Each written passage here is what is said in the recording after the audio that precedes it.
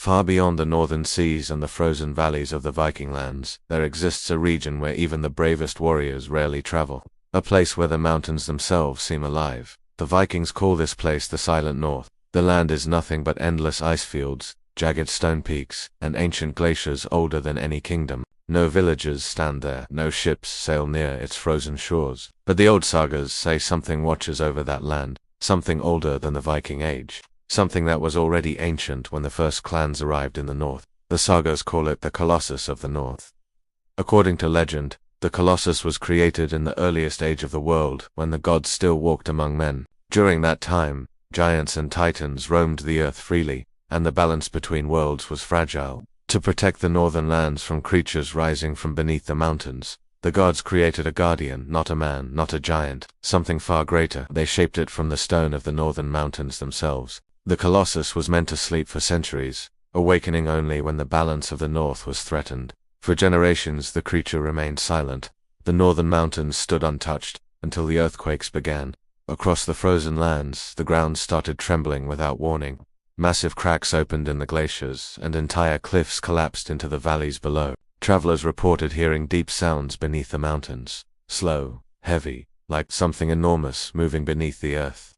In the northern settlement of Skage, a warrior named Torstein Ironshield listened carefully to the frightened villagers. Torstein had spent many winters traveling through the northern wilderness. He had fought creatures born from ice and once survived an encounter with a sea monster far beyond the fjords. But the stories of the mountains disturbed him. Mountains do not move, yet the earth continued shaking.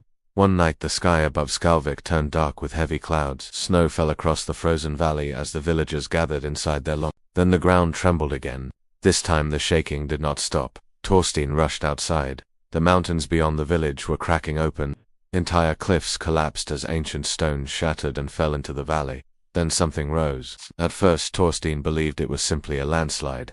But the shape continued rising. Stone shifted. Massive slabs of rock moved like armor plates. The mountain itself was standing up. The Colossus of the North had awakened. The creature towered above the frozen landscape like a living mountain. Its body was made entirely of ancient stone and glacier ice fused together over centuries of sleep. Its arms were as large as towers. Its glowing blue eyes burned deep within a massive stone skull. Each step shook the valley like thunder. The villagers ran in terror. Torstein stood his ground. If the creature continued moving south, entire settlements would be crushed beneath its enormous weight. Torstein grabbed his runic hammer and ran towards the towering giant. The Colossus slowly turned its massive head. Its glowing eyes locked onto the tiny warrior standing in the snow. For a moment the giant did nothing. Then it took another step. The ground exploded beneath its foot. Torstein realized something quickly. The creature was not attacking. It was moving somewhere. The Colossus stepped over the mountains like a walking fortress. Torstein followed it through the snow.